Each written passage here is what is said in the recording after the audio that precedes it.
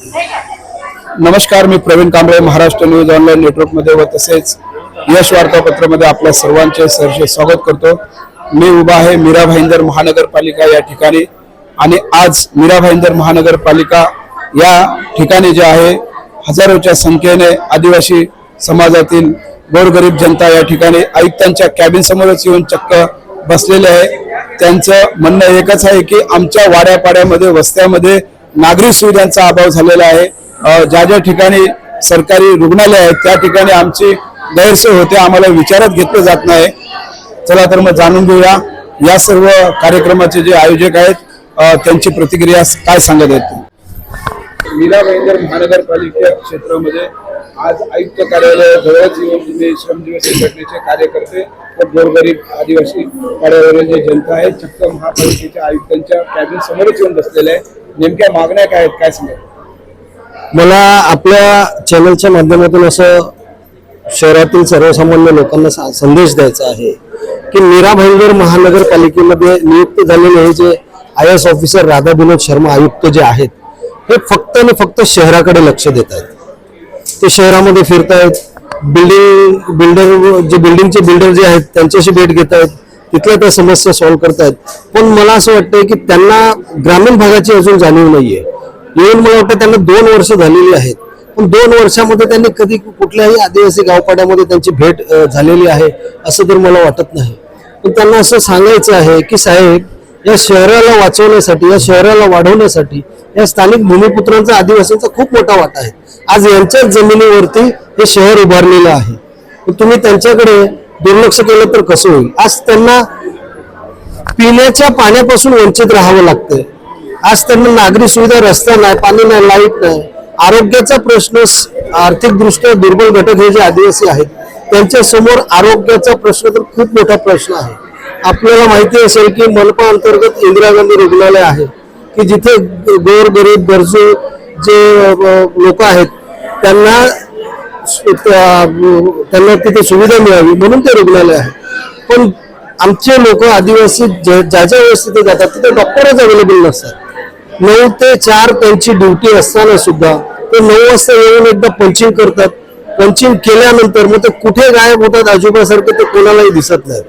मग आम्ही थोडीशी माहिती घेतली असं तर त्या शासकीय कार्यकालामध्ये ते त्यांच्या वैयक्तिक क्लिनिक मध्ये उपस्थित आहेत असं हे झालेलं आहे, त्याचं निदान सुद्धा झालेलं आहे। पण ही तक्रार आम्ही वरिष्ठ अधिकाऱ्यांना दिलेली असताना सुद्धा त्यांच्यावरती कोणतीही कारवाई झालेली नाही। एक्सरे मशीन बंद आहे, सोनोग्राफी मशीन तिथे व्यवस्थित चालत नाहीये, आणखीन ज्या लोकांच्या सुविधा आहेत त्या परिपूर्ण त्या लोकांना, गोरगरिबांना मिळत नाहीये। लोकांना त्यांची आर्थिक परिस्थिती बिकट असल्यामुळे त्यांना नाविलाजास्तव कर्ज काढून खाजगी रुग्णालयामध्ये जाऊन त्यांचा उपचार करावा लागतोय। मग कुठेतरी आम्हाला असं वाटतं की त्यांचा संविधानिक जो आरोग्याचा अधिकार आहे तो याच्याकडे कुठेतरी पालिका प्रशासनाचं, या आयुक्तांचं दुर्लक्ष आहे। म्हणून आज आम्ही निर्धार करून आलोय की ह्या सर्व मूलभूत गरजा यांच्याकडे प्रशासनाचं लक्ष द्यावं आणि सर्वसामान्य आदिवासींना त्या सुविधा मिळाव्यात यासाठी आज आम्ही इथे आलेलो आहोत। ज्या ज्या सुविधा जे तुम्ही आता बोललेल्या आहेत त्या सुविधा मिळाव्यात म्हणून आयुक्त साहेबांशी तुम्ही पत्रव्यवहार केला होता? पत्रव्यवहार केलेला, आमच्याकडे पत्रव्यवहाराचा एवढा मोठा बंच आहे। याच्या 10 दिवस अगोदर सुद्धा आम्ही माननीय आयुक्त महोदयांची भेट घेतली आणि त्यांना सुद्धा तक्रारी कळवल्या की मी अधीक्षकांपासून वरिष्ठ अधिकाऱ्यांपर्यंत तक्रारी दिलेल्या आहेत आणि शेवट आता तुम्ही आहात, तुम्ही मुख्य अधिकारी आहात, या शहराचे तुम्ही मुख्य आहात, म्हणून तुमची जबाबदारी म्हणून त्यांना सुद्धा माहिती दिलं। त्यांनी फक्त 2 ओळीमध्ये सांगितलं ओके ठीक आहे, बघतो, याच्यावर कारवाई करतो, पण आजपर्यंत त्यांनी काहीही केलं नाही। म्हणून आम्ही शेवटी हा निर्णय घेऊन आज इथे उपस्थित आलेलो आहोत। आणि तुम्ही ह्या सर्व विषयाच्या संदर्भात जे आयुक्तांनी तुमच्यासोबत जे केलेलं आहे की त्यांनी तुम्हाला रिस्पॉन्स दिलेला नाही असं तुमचं मत आहे, परंतु मीरा भाईंदर शहरामध्ये ज्या नागरिक सुविधा आहेत त्या सर्व सुविधापासून जे आयुक्त जे आहेत ते म्हणजे नागरिकांना दूर ठेवतात असं तुमचं म्हणणं आहे? साहजिकच समोर आहेत, आपल्या तुमच्या समोर आहेत, तुम्ही आजूबाजूला बघत असाल। आज सुद्धा गावापाड्यामध्ये गेल्यावरती तिथे रस्त्याची परिस्थिती अशी बिकट आहे, पाण्याच्या फाईली भरलेल्या असताना सुद्धा आदिवासींना नवीन नळ जोडणी दिली जात नाहीये। पण तुमच्या सुद्धा लक्षात येत असेल की आत्ता कालपर्यंत बांधण्यात येणाऱ्या ज्या नवीन इमारती आहेत तिथे धडकल्याने त्या पाण्याच्या पाईपलाईन टाकल्या जातात आणि त्या बिल्डरला लोक राहण्याच्या अगोदर त्यांना ती कनेक्शन दिली जातात. मग स्थानिक भूमिपुत्र जातील कुठे? सगळ्यात पहिला यांचा अधिकार आहे त्याच्यावरती.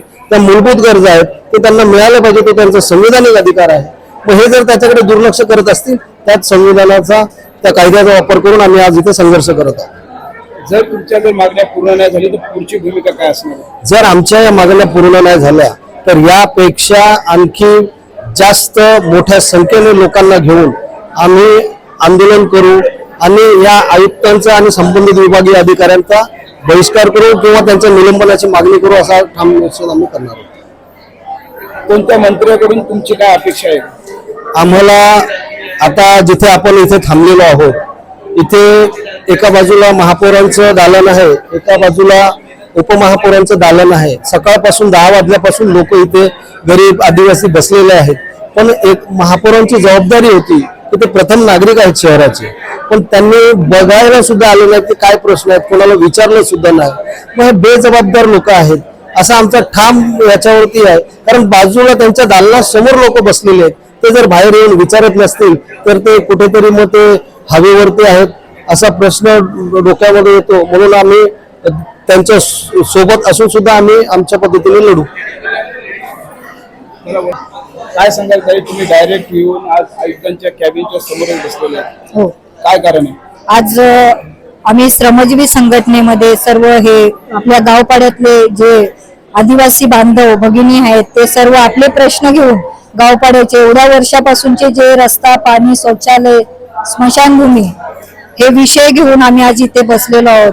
कारण प्रत्येक वेळेस आम्ही विनंत्या करतो त्यांना की आमचे गावपाड्याचे हे प्रश्न आहेत, पण खाली ते कागदावरतीच राहतात, ते पूर्ण होतच नाही, तिथेच राहतात ते.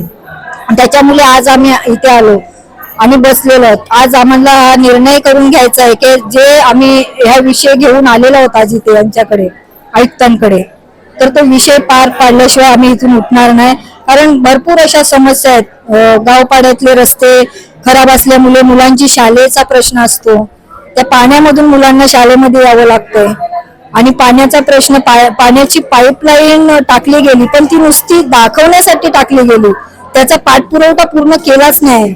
कुठे अर्धवट पाईपलाईन टाकलेली आहे आणि पाण्यासाठी महिला कुठून कुठून डोंगरात दरीमधून पाणी आणतात. पण हे सर्व कामं तर नगरसेवकांचे आहेत. हो, आता नगरसेवकांना तर बोलून हे नगरसेवकांचे आहेत, पण नगरसेवक काय करतात? साहेब, नगरसेवकांनी जर हा काम केलं असतं तर त्यांच्या प्रभागातील गरीब लोकांना इथे येऊन संघर्ष करण्याची आवश्यकता नसती. तर मला असं वाटतं ह्या आजच्या आंदोलनाला बघून त्यांना सुद्धा कुठे माणुसकीची जाणीव व्हायला पाहिजे आणि त्यांनी नगरसेवक म्हणून नाही तर एक माझी जबाबदारी, मी माणूस आहे, माणसासाठी काहीतरी केलं पाहिजे ह्या भूमिकेमधून त्यांनी करावं. आतापर्यंत केलं नाही पण यापुढे तरी करावं अशी आमची अपेक्षा आहे. म्हणजे तुमच्यामध्ये निष्क्रिय नगरसेवक आहेत?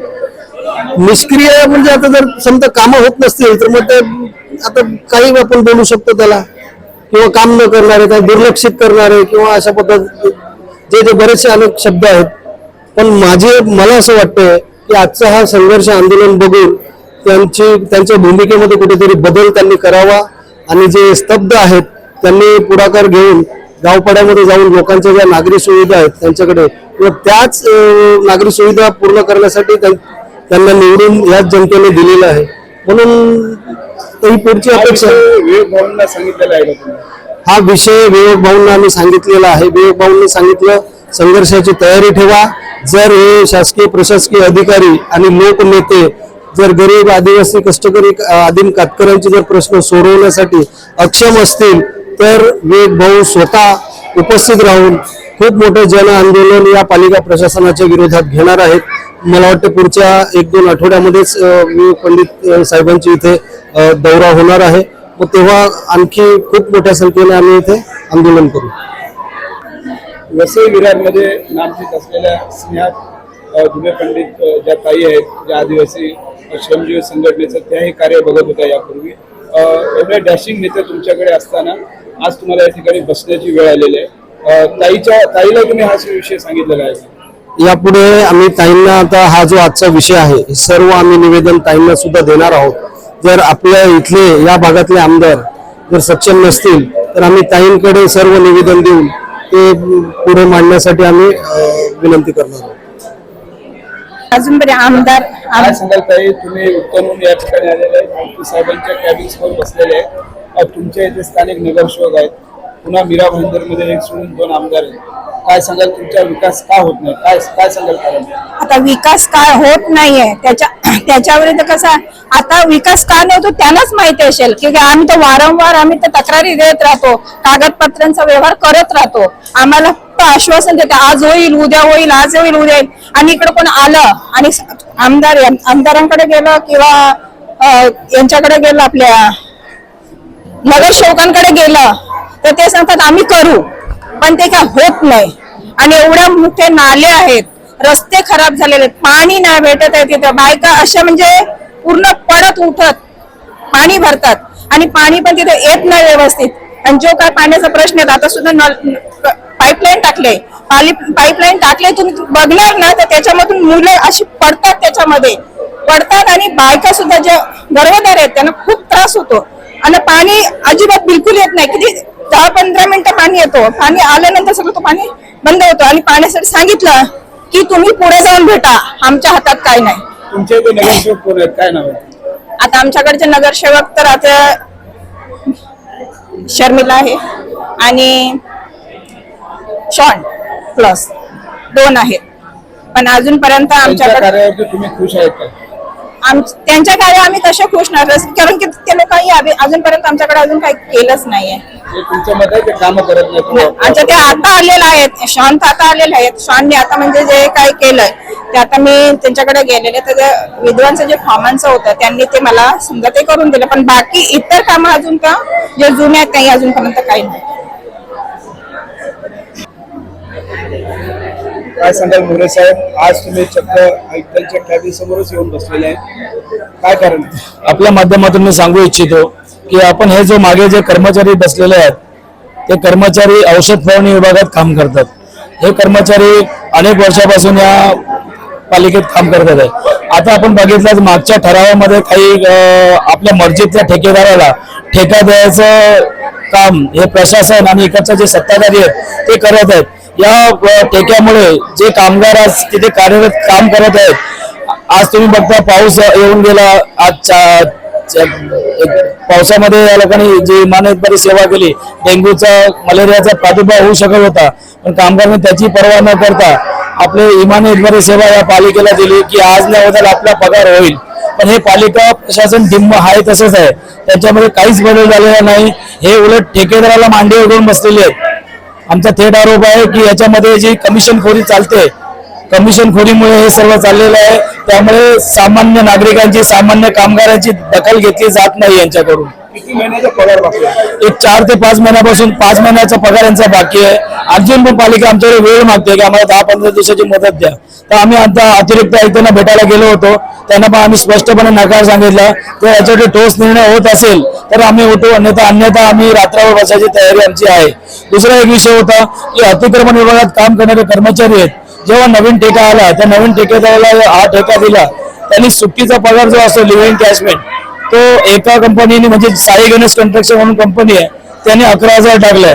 आणि दुसरी कंपनी आहे मे गुरुजी कंस्ट्रक्शन, त्या कंपनीने अवघा 5,000 टाकलेला आहे त्यांना सुट्टीचा पगार. त्याबाबत पण आम्ही वारंवार पत्रव्यवहार केला, वारंवार त्या आयुक्ताची संबंधित उपायुक्तांची भेट घेतली, पण त्यांच्याकडनं कारवाई ही होतच नाही. याचा आम्हाला हे आलं की ठेकेदार आणि इकडचा जो प्रशासकीय अधिकारी आहे यांचे कुठेतरी याच्यामध्ये हेवेदावे आहेत, काही यांच्यामध्ये यांची नफाखोरी चालू आहे. किती कामगार असतील त्यांचा पगार बाकी आहे? एक 200 ते 250 कामगार आहेत, त्यांचा पगार बाकी आहे. तसेच किती होते? प्रत्येकाची एका महिन्याचे समजा 21,000 रुपये प्रत्येकाची सॅलरी आहे. आज 5 महिने त्यांना सॅलरी दिली नाही एका कामगाराला, तर असे 250 कामगार आहेत.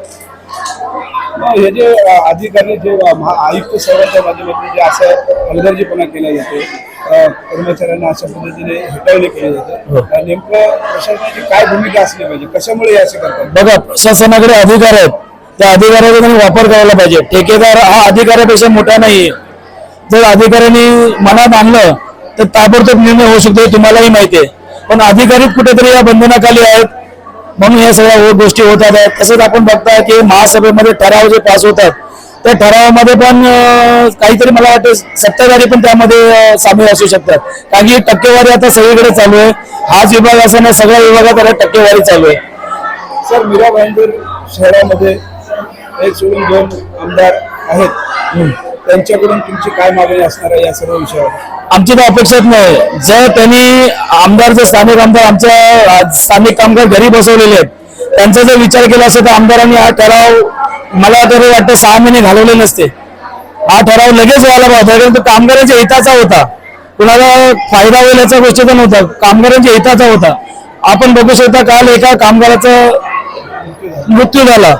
त्या कामगाराला जो रुग्णवाहिका चालक होता, जो लोकांची शहरात सेवा करत होता, म्हणजे त्या कामगाराचा जो अपघात झाला, त्या अपघात झाल्यानंतर तिकडे 7-8 ठेकेदारांनी येऊन तिथे बघितलं सुद्धा नाही. ठेकेदार सोडा, तिकडचा जो संबंधित अधिकारी आहे त्यांनी सुद्धा तिथे येऊन त्याची साधी विचारपूस किंवा त्याच्या परिवाराची विचारपूस केलेली नाही. आमची तर मागणी आहे तर त्या कामगाराला, त्याच्या परिवाराला 25 लाखाची जी वर्कमॅन कम्पन्सेशन मधून त्याला मदत मिळावी. आज आम्ही ऐकताना तेच सांगितलंय की असे तुम्ही हलगर्जीपणा करताय. कामगार बाकीच्या ठिकाणी तुमचं लक्ष आहे, पण जिथे कामगार त्यांची सेवा देतात तिथे तुमचं अजिबात लक्ष नाही. तसाच एक विषय इंदिरा गांधी रुग्णालयाचा आहे. त्या रुग्णालयामध्ये आज ते पण आज सामील होणार होते या बंद मध्ये, पण अत्यावश्यक सेवा असल्याने आम्ही शहराला नोटीस देऊ इच्छित नव्हतो, म्हणून आज आम्ही त्यांना या बंदमध्ये सामील नाही करून घेतलं. पण त्यांची पण मागणी तशीच आहे. गेले 6-7 वर्षापासून त्यांचा सुट्टीचा पगार आणि त्यांची ग्रॅच्युटी ही पालिका प्रशासनाने त्या ठेकेदारांनी दिलेली नाहीये. त्यावर पण आम्ही त्या अतिरिक्त आयुक्तांना सांगितलं की त्यांची तुम्ही ग्रॅज्युएट आणि सुट्टीचा पगार दिला नाही तर कदाचित आम्हाला नाईलाज असतो, अत्यावश्यक सेवा पण बंद कराव्या लागतील. आज आम्ही फक्त औषध फवारणी कामगार आणि अतिक्रमण विभाग कामगार इथे जमलो आहोत. जर तुम्ही आम्हाला आमच्या मागणीवरती योग्य न्याय नाही दिलात तर मला असं वाटतं की आम्हाला पूर्ण शहर बंद करावं लागेल आणि श्रमजीवी कामगार संघटनेची ताकद तुम्हाला दाखवावी लागेल. जे मंत्रालय जे आहे त्या ठिकाणी तुम्ही पत्रव्यवहार केला होता का? 250 लोकांचा पगार थकीत म्हणून कामगार मंत्रालयाला कळवलेलं आहे का? नाही, कामगार मंत्रालयाने नाही, पण आमचा प्रिन्सिपल एम्प्लॉय म्हणून महापालिका प्रथम आहे. महापालिकेला आम्हाला न्याय भेटला नाही तर आम्हाला या आंदोलनाचं शस्त्र उघडावं लागतं. विवेक भाऊ पंडित एवढे मोठे नेते तुमच्या सोबत आहेत, स्नेहताई पंडित ज्या आमदार म्हणून वसई नामांकित आहेत, ह्या दोघांकडे तुमचा विषय, तुम्ही हा सर्व विषय 250 लोकांना सांगितला? हा विषय आम्ही आमच्या जे संघटनेचे संस्थापक अध्यक्ष आहेत माननीय विवेक भाऊ पंडित यांच्यापर्यंत नेलेला आहे आणि येत्या आठवड्यामध्ये ते स्वतः या आंदोलनामध्ये म्हणजे इथे सामील होणार आहे. या आयुक्ताच्या दालनाबाहेर ते स्वतः बसणार आहेत आणि त्यावेळेला ते मंत्री म्हणून नाही येणार आहेत, एका संघटनेचे संस्थापक अध्यक्ष म्हणून आणि कामगारांच्या न्याय हक्कासाठी ते स्वतः इथे या महापालिकेत येणार आहेत. त्याबाबत पण आम्ही या पत्राद्वारे या पालिकेला आम्ही कळवलेलं आहे. आता यातून पण स्नेहाताईंनी पण आमचे जे विषय आहेत, आपण समजून ग्रॅज्युएटीचा जो विषय होता तो स्नेहाताईंनी आणि मान्य विवेक भाऊ आहेत त्यांनी हा मंत्रालयात आणि मुख्यमंत्र्यांकडे मांडला. त्यामुळे प्रथमच या मीरा भाईंदर महानगरपालिकेला ग्रॅज्युएटी म्हणजे सुरुवातीला ग्रॅज्युएटी दिली, भले आता प्रलंबित प्रकरण आहेत. त्या प्रलंबित प्रकरणासाठी आणि या सर्व गोष्टींसाठी माननीय विवेक भाऊ पंडित हे येत्या 7 ते 8 दिवसामध्ये त्यांनी जे पत्र दिले त्या पत्रानंतर मला वाटतं 10 तारखेपर्यंत या पालिकेत या आयुक्तांच्या दालनाबाहेर आंदोलनाला बसतील, ते स्वतः बसणार आहेत. आपण पाहिलेलं आहे ज्या पद्धतीने श्रमजीवी संघटनेच्या कार्यकर्त्यांनी आपली प्रतिक्रिया व्यक्त करताना सांगितलेले आहे की मीरा भाईंदर महानगरपालिका परिक्षेत्रामध्ये असलेले 78 नगरसेवक यांचेही दुर्लक्ष वाड्यापाड्यावर वस्त्यावरती आहे आणि ते कार्यरत नसल्या कारणामुळे आज आम्हाला आयुक्त साहेबांच्या दालनात येऊन चक्क आंदोलन करण्याची वेळ आलेली आहे. मीरा भाईंदर महानगरपालिकेच्या या असलेल्या गोरगरीब जनतेचा न्याय करण्यासाठी येत्या काळामध्ये श्रमजीवी संघटनेचे संस्थापक अध्यक्ष विवेक भाऊ पंडित साहेब व तसेच आमदार स्नेहाताई पंडित ह्या देखील जे आहेत या देखील या आंदोलनामध्ये सहभागी होणार आहेत. पुढील काळामध्ये या सर्व विषयाला आयुक्त साहेब व मीरा भाईंदर शहराचे दोन्ही आमदार कशा पद्धतीने न्याय देतात हेच पाहणे योग्य ठरणार आहे. नमस्कार, जय महाराष्ट्र.